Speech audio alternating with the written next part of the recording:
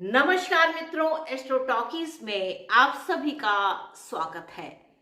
आपने पंच तत्वों का नाम सुना होगा। पंच तत्व जिसको आपने शायद बचपन से भी सुना हो और कुछ ने शायद इन पंच तत्वों के विषय में अभी बड़े हो जाने तक भी नहीं सुना होगा।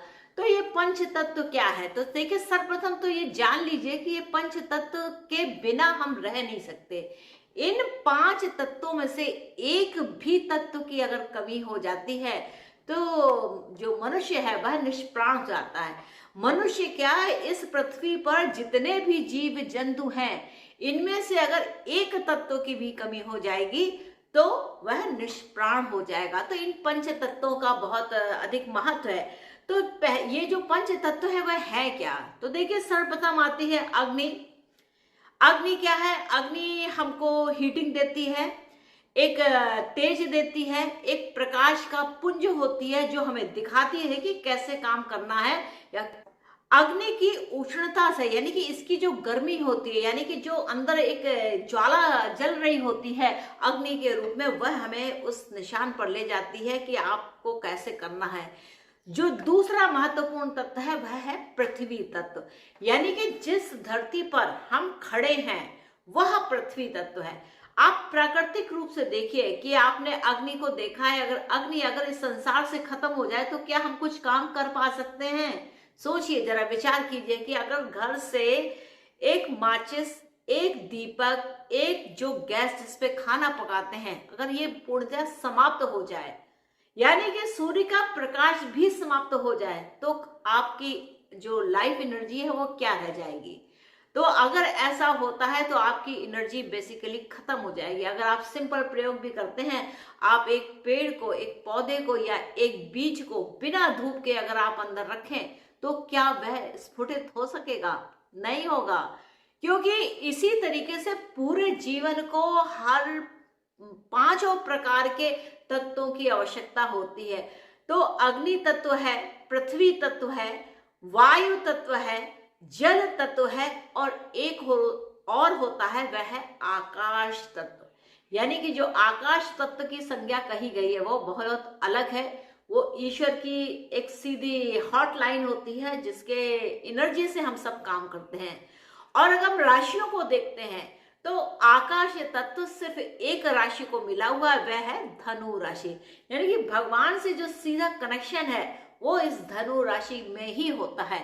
इसके अलावा अग्नि तत्व तो मेष राशि में भी है, सिंह राशि में भी है, लेकिन एक आकाश तत्व की जो विशेषता है जिसे आप ईथर कहते हैं वह हमें धनु राशि से ही मिलता है। तो यहाँ पर जो इन तत्वों के जो गुण है, जैसे वायु है, वायु तत्व है, वायु क्या है, हर समय निरंतर लगातार कभी कम कभी ज्यादा चलती ही रहती है। तो अगर जीवन से यह वायु समाप्त हो जाए तो क्या आप कुछ काम कर सकेंगे? नहीं कर सकेंगे।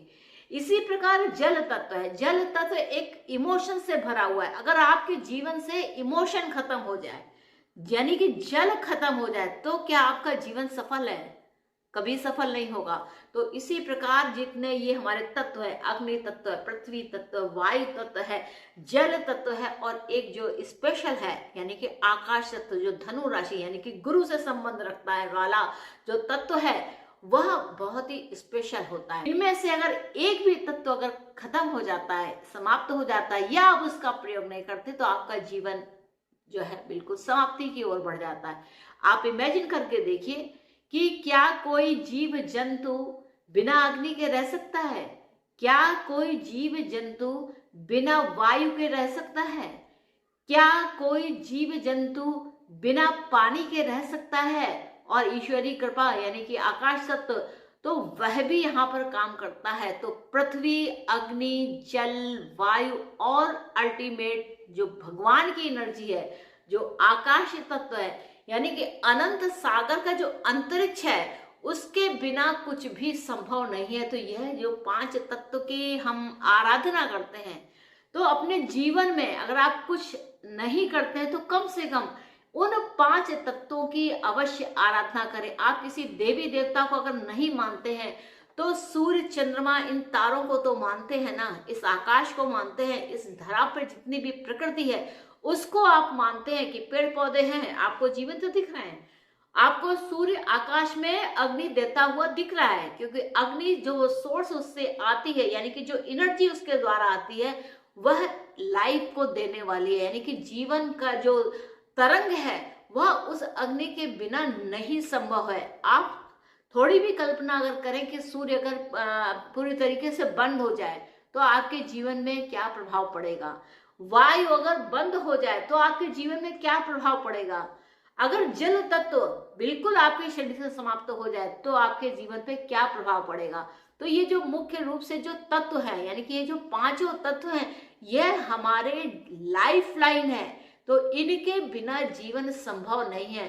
तो इसी प्रकार ये जो 12 राशियां हैं, यानी कि जो पथ है, पूरा का पूरा जो ब्रह्मांड का जो पथ है वह इन राशियों से होकर के जाता है। और इन राशियों का जो अपना एक स्वभाव होता है, यानी कि अग्नि तत्व का अपना एक स्वभाव होता है, पृथ्वी तत्व का अपना एक स्वभाव होता है, जल तत्व का एक प्रभाव होता है, वायु तत्व का प्रभाव होता है, और साथ में जो आकाश तत्व है उसका भी प्रभाव होता है। इनमें से एक भी कम हो जाए तो आपका जीवन समाप्त। आप समझ रहे होंगे, कहते हैं कि जब ब्रह्मांड में कोई घटना घट रही होती है, ब्रह्मांड में जिस तरीके से ग्रहों की स्थिति चल रही होती है, वैसी ही स्थिति इस धरा पर जो जगत है उस पर भी प्रभाव पड़ता है। तो यथा ब्रह्मांडे तथा पिंडे की जो ये परिभाषा है, यानी कि जो हमारे शास्त्रों में दी गई है, जो हमारे पुराणों में लिखा गया है, यथा ब्रह्मांडे तथा पिंडे, यानी कि इस पिंड पर, इस शरीर रूपी पिंड पर जो प्रभाव पड़ता है, तो जो ब्रह्मांड में पूरा है वैसा ही प्रभाव आपके इस जीवन पर, इस पिंड के ऊपर पड़ता है। इस पिंड के ऊपर, यानी कि ये जो शरीर है ये एक पिंड है, और इस पिंड पर अगर चंद्रमा का प्रभाव है, वह किस राशि से संबंध रख रहा है, तो उसका प्रभाव होता है। आपके जो आत्मकारक ग्रह सूर्य हैं, यानी कि वह सूर्य कहाँ से संबंध रख रहे हैं, किस राशि से संबंध रख रहे हैं, उसका प्रभाव इस पिंड पर पड़ता है। मंगल जो आपकी फोर्स होती है वह किस राशि पर है, तो उसके द्वारा आपके इस पिंड के ऊपर क्या प्रभाव पड़ता है। और गुरु ज्ञान की अगर बात की जाए तो गुरु ज्ञान, यानी कि धनु राशि वाले जो गुरु हैं, यानी कि जो दिशा दिखाने वाले, जो अग्नि देने वाले जो गुरु हैं, जो आपको एक स्पार्क देते हैं कि आप जल करके उस पर अपना काम करते हैं, एक उस तेज को देते हैं, तो उस पर उस तेज की शक्ति के द्वारा आप जो काम करते हैं, तो वह जो गुरु की एनर्जी है वह इस पिंड में कितनी है, कहाँ से आ रही है। तो यह सब जो आधारशिला है, यथा ब्रह्मांडे तथा पिंडे को बिल्कुल चरित्रार्थ करती है। और कहीं आपका जो बुद्ध है वह अगर कहीं उपयोगी नहीं है, यानी कि उपयुक्त जगह पर नहीं है, यानी कि आप अपनी जो बुद्ध क्या है, बुद्ध बुद्धि जिसे हम लोग बचपन में कहते हैं कि बुद्धि क्या है, तो जो बुद्धि क्या है, जो स्किल के द्वारा नॉलेज गेन की जाती है, कि लगातार प्रैक्टिस करते रहे और आपको स्किल गेन हो गई, तो यह बुद्धि होती है। और शुक्र आपके रिलेशंस को बताता है। तो संक्षेप में मैंने यह बताने का प्रयास किया है कि ये जो 5 तत्वों से मिलकर के ये जो सृष्टि बनी है, इनका किस प्रकार से उपयोग होता है। यथा ब्रह्मांडे तथा पिंडे, यानी कि जैसा ब्रह्मांड में घटित हो रहा होता है वैसा ही इस धरती पर प्रत्येक पिंड पर असर पड़ता है। तो मेरा जो कहने का भाव है कि इन 5 तत्वों के बिना इस सृष्टि का आधार हो ही नहीं सकता, यानी कि इन 5 तत्वों में से एक भी तत्व अगर कम हो जाए तो यह जो सृष्टि है बस समाप्ति की ओर बढ़ जाएगी।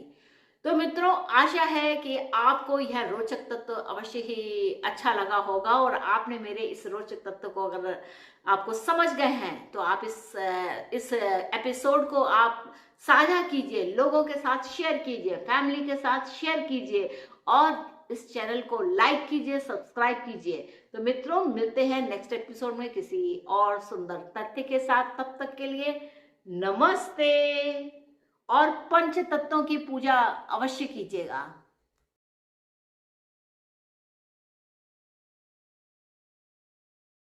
Please subscribe to my channel Krishna Rashifal and Astro Talkies.